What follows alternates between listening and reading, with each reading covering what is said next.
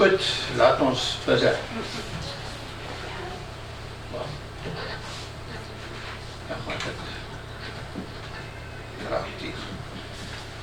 Vader, wij danken u voor uw woord. Uw woord is levend, uw woord is krachtig, uw woord is onvergankelijk zaad. En Heer, wij geven u vandaag toestemming om uw woord in onze harten te zaaien. En ons belijdenis is dat dit goede zaad zal zijn en veel goede vruchten zal voortbrengen. Zaad van overwinning, van doorbraken, van zegeningen, ook van correctie. En wij ontvangen dit allemaal in Jezus naam. Wij spreken naar leven over Vader. Amen. Amen. Oké, het thema van vandaag is hoe om een opstandingsleven te wandelen. Hoe om een opstandingsleven te wandelen. Wat is opstandingsleven? Het is het leven die wij hebben nadat wij Jezus aanvaard hebben als ons verlosser en ons zaligmaker. En dan komt woord de Heilige Geest in ons en vanaf dat moment wandelen wij in een nieuw leven. Of een opstandingsleven. Romeinen 6 vers 4. Die doop in hem was onze begrafenis. So terloops, als u ooit die doop wil uitleggen aan iemand, Romeinen 6 zegt alles over die doop. Iemand die hoofdstuk gelezen heeft, weet die waar het over gaat. Die doop in hem was onze begrafenis. Dus ons doop in Jezus. En zoals Christus weer levend is gemaakt door de heerlijke macht van de Vader, zo mogen wij nu ook een heel nieuw leven leiden. Bij die doop wordt iemand ondergedompeld in water, dat is een teken van begrafenis. Zoals Christus gestorven is, zijn wij samen met hem gestorven als oude mens. En zo, wanneer die persoon uit het water komt, is het ook een symbool van dat opstanding en een nieuw leven. Waar we ook deel aan mogen hebben. Ik herinner me jaren geleden was er een oudere koppel in ons gemeente geweest en ze zijn ondertussen albei al verhuisd naar de hemel. En ik herinner me dat toen die broeder gedoopt werd, was hij al bejaard geweest. Maar dit was voor hem zo'n realiteit geweest. Zijn naam was Ferdinand. En die dag toen hij gedoopt werd, en hij kwam uit die water, toen riep hij de tijd, zei, daar ligt jou de Ferdinand. Een nieuw mens. Nieuw mens. Ik herinner mij ook iets komisch wat daar gebeurd was. Doopdienst natuurlijk was 's morgens en 's middags kreeg ik een telefoontje van zijn vrouw. En zij vroeg mij, heb je Ferdinand zijn onderlijf gezien? En die woord was mij nog niet zo bekend hier. In Zuid-Afrika heeft een andere betekenis. Dat betekent dit wat hier van onder is. En ik dacht, nee, ik was met zijn hoofd bezig, die moest onder water, ik was niet daaronder bezig. Ik zei, ik heb het niet gezien. En toen hij verder uitleg gaf, toen viel mij Frank. Van Franken in die tijd. Zij sprak van zijn onderlijf. En zo heb ik ook iets bijgeleerd daar. Uw geest is reeds opgewekt in een nieuw leven. Mens bestaat uit geest, ziel en lichaam. Ons vlees is vergankelijk. Ons vlees is ook onbekeerd. Je kan je vlees nooit vertrouwen. Ons ziel, dat is ons wil, onze emoties en ons verstand. Ons gedachten moeten vernieuwd worden. Die moet veranderd worden door het woord. Maar mijn geest is dit wat, dat gedeelte wat God woord, dat is eigenlijk die echte ek. En ons gees word in een moment nieuw gemaakt, ewig nieuw gemaakt, wederom gebore. My gees is reeds opgewekt in 'n nieuw lewe.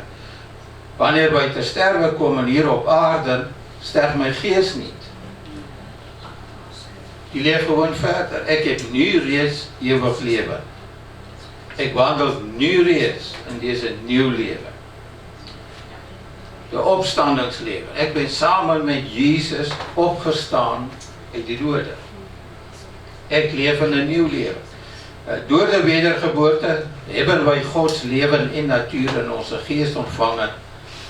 En door de doping de Heilige Geest hebben wij ook Gods kracht en bekwaammaking ontvangen.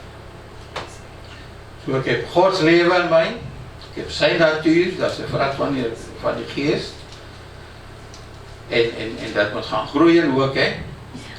En dan door de doping of vervulling met de Heilige Geest, noem ik sommige mensen dat, ontvangen wij ook Gods kracht en Gods bekwaamheid, zodat wij in deze nieuwe leven kunnen wandelen.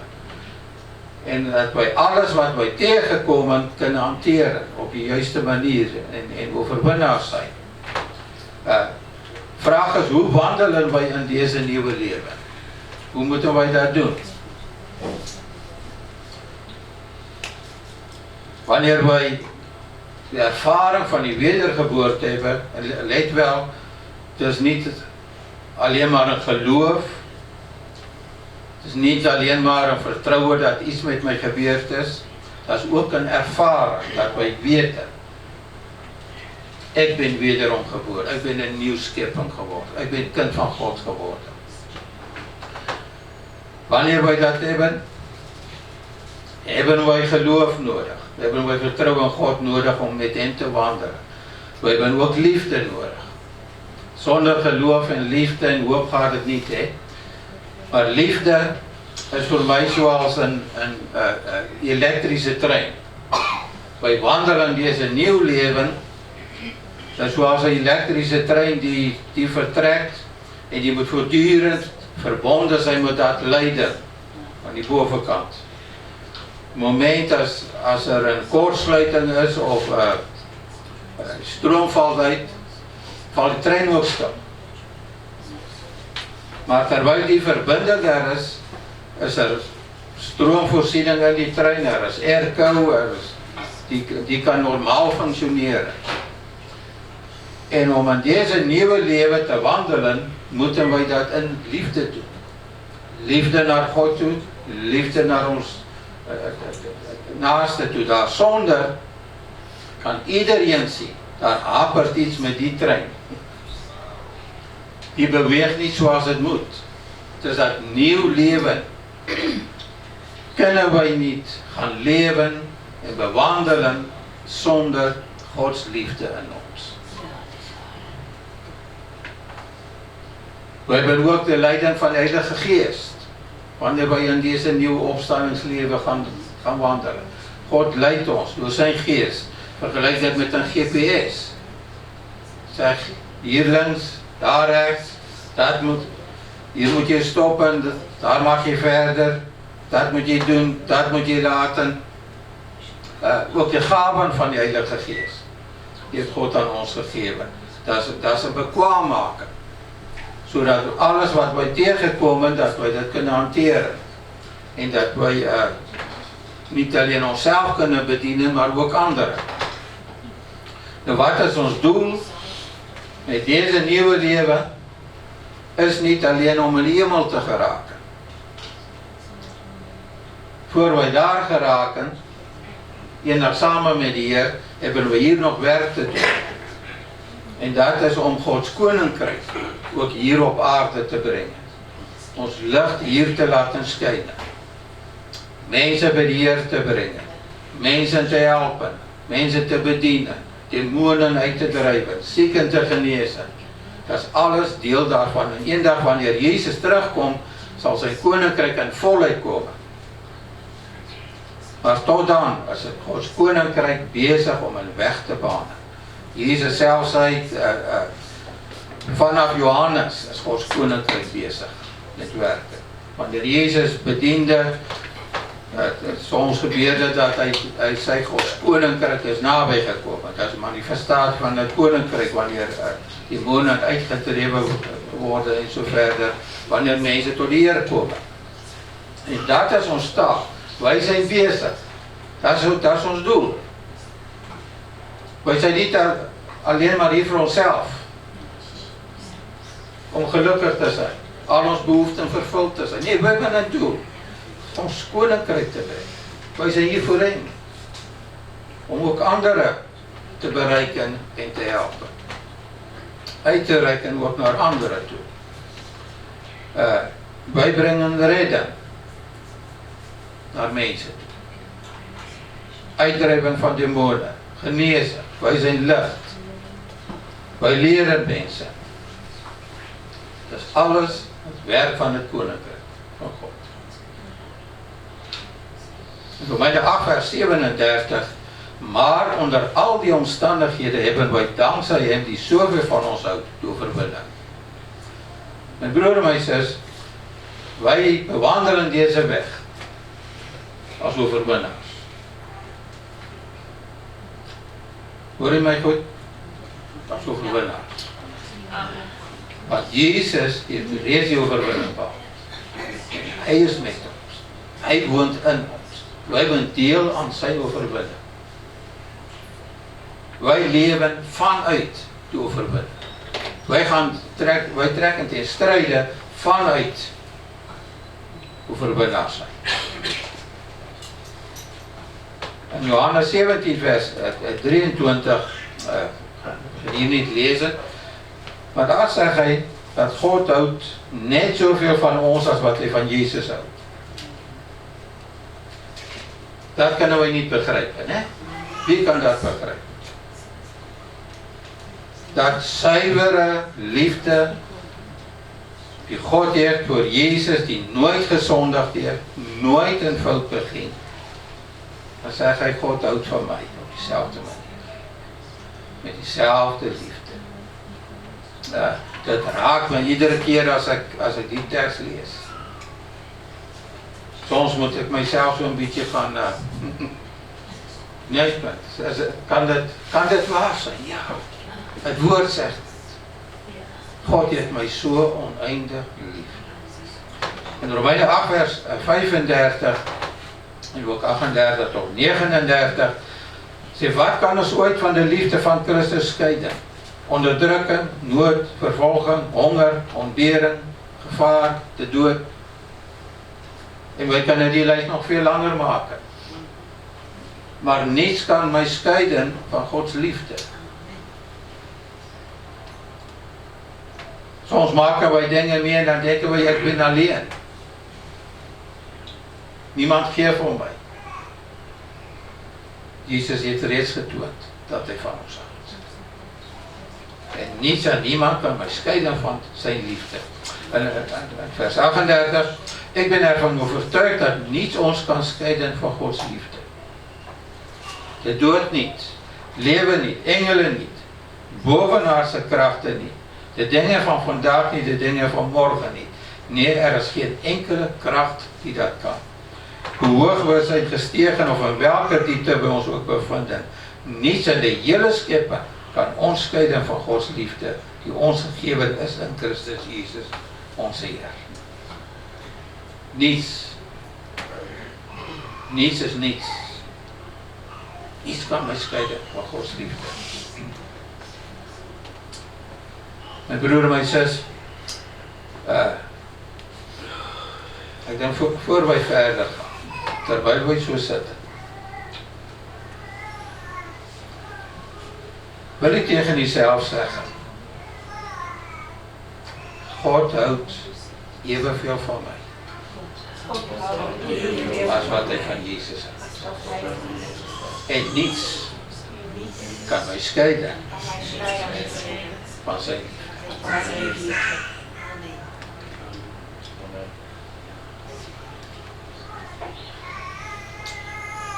Dat doet iets op jezelf dat te horen zijn. Onze lewens en toekoms worden deur God bepaal. Hy is ons bron in alles. Hy geef lewe, hy geef krag, hy voorsien, hy gee wysheid, hy verhoort ons gebede en terloops, as wij zo over gebeden praten, ik heb dinsdagavond, ik heb ook aan die mensen genoemd, weet je wat voor mij opvallend is? Er is een verandering bezig. Wij zien die afgelopen tijd, ook wanneer wij bidden op dinsdagavonden, is het al gebeurd dat wij bidden en die volgende morgen heb je geantwoord. Dit is alsof er een versnelling is. Van die verleden moesten wij strijden en bidden en bidden en bidden. En nu is het alsof wij bidden en dan is het alsof God er is geantwoord heeft. Het gaat zo snel. Mijn broer, mijn zus, er zijn dingen bezig om te gebeuren. En ik spreek niet van één geval, ik spreek van verschillende gevallen. Waar wij zo'n snelle verhoring is. God is bezig om iets te doen. Er is iets gaande in die geesteswereld. Er is een doorbraak. Dingen zijn aan het veranderen. In Efesiërs 2 vers 6 zeggen, hij heeft ons, die een met Jezus Christus zijn, samen met hem levend gemaakt en ook met hem een plaats in de hemel gegeven. Wij moeten beseffen, mijn broer en mijn zus, dat Gods leven is in mij en in u. Wij zijn samen met hem levend gemaakt. Wij zijn verbonden met Christus, waar hij nu aan de rechterhand van God in de hemel zit, zijn wij verbonden met hem. Wij zijn één met hem.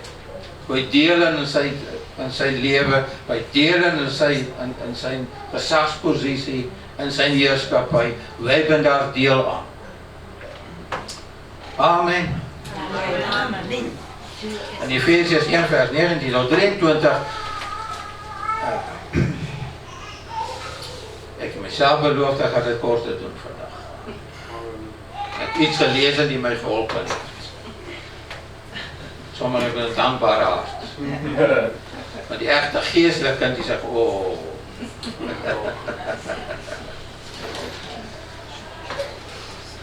Goed, en Efesiërs 1 vers 19 tot 23. Ook zullen jullie dan begrijpen hoe onvoorstelbaar groot zijn kracht is in ons, die in hem geloven. Ik wil het begrijpen. Ze belooft, hij zegt, jullie zullen dat begrijpen. Heer, ik wil het begrijpen. Ik wil begrijpen hoe groot die kracht is. Die in mij werkzaam is. Want Gods kracht werkt in ons. Die kracht is dezelfde sterke macht. Wij zeggen daar dat deze kracht gaat gepaard met autoriteit. Gods kracht gaat gepaard met gezag, met autoriteit. Die twee gaan samen. En hij zegt, zijn kracht werkt in ons, dat wil het ook zeggen, zijn autoriteit is in ons werkzaam. Die kracht is dezelfde sterke macht waarmee God Jezus weer levend maakt. Gebeurde door Gods kracht, maar ook door zijn autoriteit. En zijn autoriteit is de grootste autoriteit die er is. Niemand en niets kan dit tegenhouden. Zijn kracht is de sterkste kracht die er is. En het is dezelfde macht waarmee hij hem in de hemelse plaatsen een plaats gaf naast zichzelf. Nu is Jezus machtiger dan elke andere macht en kracht en gezag die je maar kan bedenken. Nu is Jezus machtiger. Hij bezit kracht en autoriteit die groter is dan enige andere kracht of macht die er maar kan bestaan. Dan begrijpen mijn broer en mijn zus, of wij proberen te begrijpen waarom Wanneer wy in die naam van Jesus gesag neem, autoriteit neem, dan gaan dit om sy krag en om sy autoriteit. Niets en niemand kan dat tegenhou. As wy dit besef en daar ons geloof daarin stel, gaan wy veel meer dinge sien gebeur in ook, wanneer wy in die naam van Jesus optree. Het gaat om sy krag en sy mag. Het woord sê hier, nu is Jesus magtiger dan elke andere mag en krag en gesag die jy maar kan bedenken. En dat is die krag die ook in ons werksaam is. En niet alleen in deze wereld, maar ook in de wereld die nog komt. Er zal niets ooit kunnen gebeuren die zich kunnen verheffen boven Gods kracht, boven Gods autoriteit. Dit zal iedere keer mislukken. God heeft hem over alles de macht gegeven. Hij is heerser geworden over alles wat er is. Alles is alles, hè? En hij heeft hem gemaakt tot het hoofd van de gemeente. De gemeente is zijn lichaam. En de gemeente is vol van hem. Hij vult alles en iedereen helemaal met zichzelf. Hij, wiens kracht, wiens macht onweerstaanbaar is en boven alles is, ook in die toekomende wereld, hij vult ons. Hij is in ons. Esther had op tijd geleden, hoe lang geleden gesproken, het was zo beeld gebruikt van een handschoen. Hè? God is in ons. En hij zegt, hij vult ons met zichzelf. Mijn broer, als dat hier niets doet, dan is hij ook nat.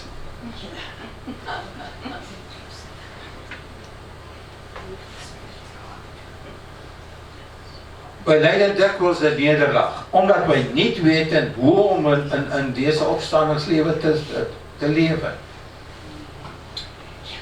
Wij weten niet wie dat wij zijn. Wij weten niet dat God in ons woont, in zijn volheid. Dat hij ons vult.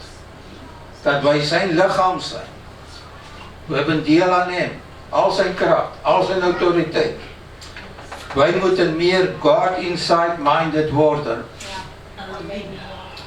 God in ons. Wij moeten ons meer bewust worden dan. God vult mij. Hij is in mij. Ik ben meer dan overwinnaar in Jezus. Dan begrijp ik het. Ik ben meer dan overwinnaar. Ik leef vanuit zijn overwinning. Vanuit zijn kracht. Vanuit zijn autoriteit. Daarom kon Jezus ook tegen zijn discipelen zeggen, ga je, verkondig het evangelie, genees die zieken, drijf die demonen uit, ik ben met je. Hij kon het zeggen, want hij heeft alle macht en alle kracht. En hij gaf dat aan zijn discipelen. En toen de Heilige Geest uitgestort werd op Pinksterdag, kwam hij in hen wonen. Waar zij ook al gingen, ging hij meer, want hij was in hen.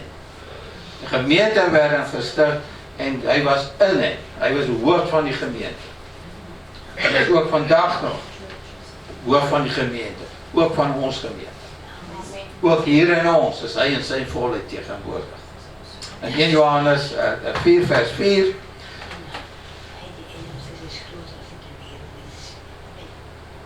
Hij die in ons is groter dan hij die in de wereld is. Ik zeg daar in de vertaling van het boek, vrienden, u komt uit God voort. Ik ben niet normaal. Sommigen van u had al uw suspicies, hè, maar nu weet je dat. Ek ben helemaal niet normaal. Ek kom uit God voort. Hy heeft aan my lewe gegee. Dat nieuw lewe, dat opstandingslewe. Hy heeft aan my sy natuur gegee. Hy heeft aan my sy kracht gegee. Sy gave, sy bediening. Ek ben helemaal niet normaal. En weet jy wat, ek voel my daar helemaal goed mee. Dis oké. Dis oké om abnormaal te zijn. Het is oké om kind van God te zijn. Dat doet soveel deugd. Dat is so fijn om sy tegenwoordigheid te zijn en overal kippenvel te hebben. Dat is de normaalste zaak van die wereld. Dat is so heerlijk om sy vrede in ons harten te ervaren. Om te ervaren hoe sy gees my lei. Om dinge te weten te komen die ek op geen andere manier te weten kon komen. Behalve dan door sy gees. Vrienden, jy komt uit God voort en heb zijn tegenstanders overwonnen, want hy die in die woont is machtiger dan hy die de wereld beheers. Jou verwinning is verlede tyd. Want Jezus heeft jou verwinning aan het kruis behaald en die verwinning word ook aan ons toegereken. Omdat wij overwinnaars zijn, kunnen wij deze opstandingsleven leven. Wij zijn meer dan overwinnaars. Door hem die ons kracht geeft. Zijn kracht, zijn autoriteit. En uit Filippenzen 4 vers 13 zegt hij, ik vermag alle dingen in hem die mij kracht geeft. In hem, in zijn kracht, zijn autoriteit. Probeer het niet eens op je eigen te doen. Mislukken gegarandeerd. Wij leven vanuit zijn kracht. Zijn autoriteit vanuit zijn leven. God zal ons ook corrigeren indien nodig. Want zonde zal ons hinderen in ons deze opstandingsleven hier op aarde. Dit zal je focus wegnemen van God. Je bent met andere dingen bezig te raken. Dat is ook de bedoeling van zonde. Dat is om je aandacht op jezelf te vestigen. En je tekort komen. En om jezelf pijn te doen, andere pijn te doen. En God corrigeert ons. Want hij wil dat wij in deze opstandingsleven zullen leven zoals hij dit wil. Vanuit liefde, vanuit geloof. Een krachtig leven. Mensen die een verschil maken. Mensen die lucht zijn. Mensen die anderen kunnen helpen en leren. Mijn broer en zus, God heeft ons geroepen en bekwaam gemaakt en geef wat nodig is om deze leven te kunnen leven. Laat ons elkaar ook daarom steunen door voor elkaar te bidden en er te zijn voor elkaar. Weet u, als je naar 1 Korintiërs 11 tot 1 Korintiërs 14 en dan heeft hij het over die avond, maar het over gemeenteleven, over de gaven, over die bedieningen. En dan gaat het over de gemeente. En gisteravond, terwijl ik aan voorbereiding was het alsof God bepaalde mij weer daarbij. Dat die 5 bedieningsgaven gaan over de gemeente.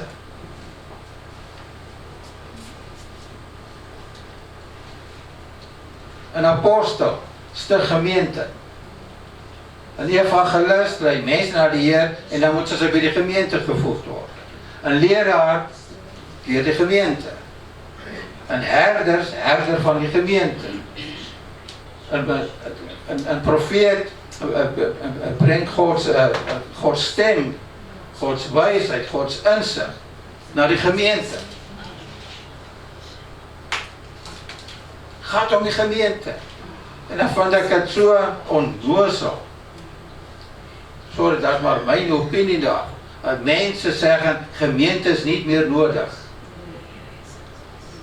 Terwijl al deze gaven en bedieningen gaan over de gemeente. As sy gemeente is niet meer nodig, dan zijn die gawe en die bedieninge ook niet meer nodig. Want sy zijn gegeven, volgens Efesiërs, dat die gemeente kan groeien.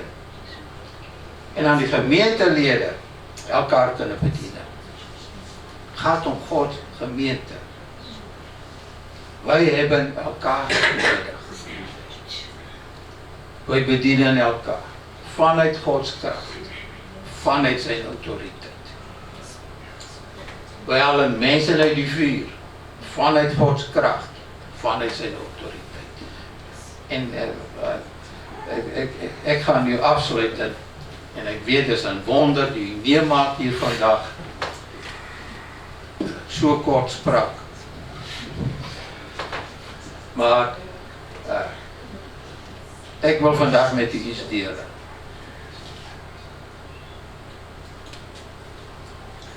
Elke dag die wij met God wandelen, is een wonder. Elke dag dat we onze ogen kunnen openen, is een Gods wonder. Want God woont in jou, ook in die moment. Al zijn wijsheid, al zijn kracht, al zijn autoriteit is in u werkzaam. Ook op dat moment. Doorheen die dag, wat u ook al meemaakt, wat u ook al tegenkomt. Gods kracht is in u werkzaam. Zijn wijsheid is tot u beschikking. Zijn gaven, zijn bedieningen is werkzaam in en door u. Je hebt elk moment heeft u toegang tot God doorgewend. Op ieder moment. En Jezus slaapt niet. Hij is op elk moment bezig om voor ons in te treden. Aan de rechterhand van die Vader. Op elk moment, mijn lieve broer en zus, houdt God van mij. En houdt hij van mij. Met een oneindige liefde. Op elk moment, mijn broer en mijn zus, is Gods kracht en Gods macht groter als enig iets wat wij meemaken.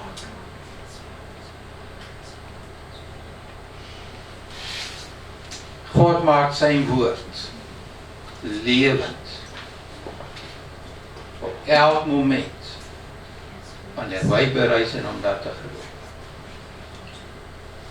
Ik las onlangs een getuigenis van een kind die in een accident betrokken was. En er was geen polsslag meer, die was eigenlijk gestorven. Maar die ouders waren gelovigen. En ze hadden inzicht in het woord. Ze hebben het woord gememoriseerd. En die moeder, of de vader kan u herinneren, toen hij die kind zag. Toen haalde hij dat tekst aan, dan zei die psalmen. Zeg, hij zal niet sterven, maar leven en Gods werken verkondigen. Dat was die eerste die rijk was. En daar begon hij terug te ademen. En een wonder vond daar plaats. Mijn broer en mijn zus, weet u, als wij weten wie dat wij zijn en hoe God werkzaam is in ons, dan is het eigenlijk normaal. Dat is normaal. En ons, Esther, haar familie, bij mij niet, wij waren heidenen. Maar zij is in Pinksterreis groot geworden. Waar haar een onkel was door een slang gebeten geweest. En hij stierf. Dat was een ziekenhuis, hij is gestorven. Die dokters hebben hem verpleegd daar. En haar opa kwam en hij vroeg die dokters, wil jullie mij een moment alleen geven met mijn zoon? En zij trokken uit die kamer, ziekenhuiskamer. En hij bad voor zijn zoon en God raakt hem op in die dood. Hij leeft tot vandaag nog. Tientallen jaren lang.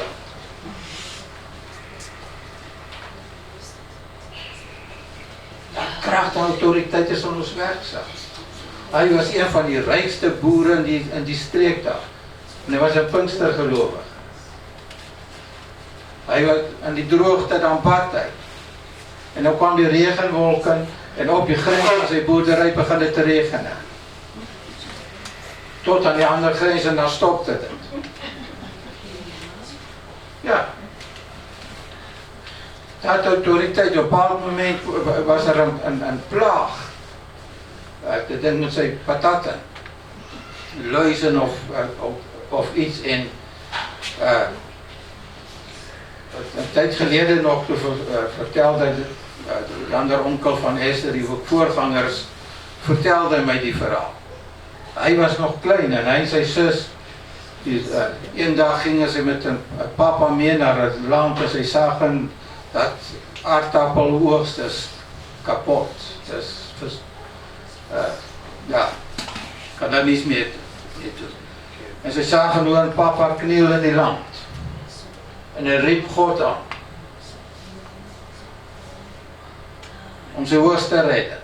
En die volgende morgen haalde hij het in bed en nam hem terug naar het land. Ze kwamen daar in gezonde planten. Rekordoogst.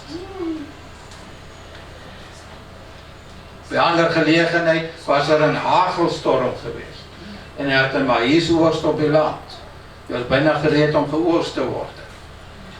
En heel die oogst werd vernietigd door die hagelstorm. Maar hij wist dat God hem lief had. Met een oneindige liefde. En hij ging bidden. Hij zei, Heer, geef mij wijsheid. En er was een tijd van droogte geweest. Het vee was mager, mensen verkochten vee voor een appel en een ei. En de Heer gaf hem wijsheid en hij ging naar een veiling en hij kocht een heel aantal koeien, magere koeien, tegen een appel en een ei. En hij sneed die vernietigde oogst, die sneed hij eraf en hij maakte daar een voeder van. En hij begon die koeien te voederen. 3 maanden later verkocht hij die tegen een enorme winst. En hij maakte meer winst dan wat hij met die maïsworsten wil maken. Mijn broer en mij zegt, God is zo werkzaam in ons. Als wij maar daarvan bewust kunnen zijn, wij zijn meer dan overwinnaars. God heeft hem weg. Er is overwinning. Hij is altijd groter, hij is altijd meer. En dat is de opstandingsleven. Voortdurend staan wij verbinden met ons Vader.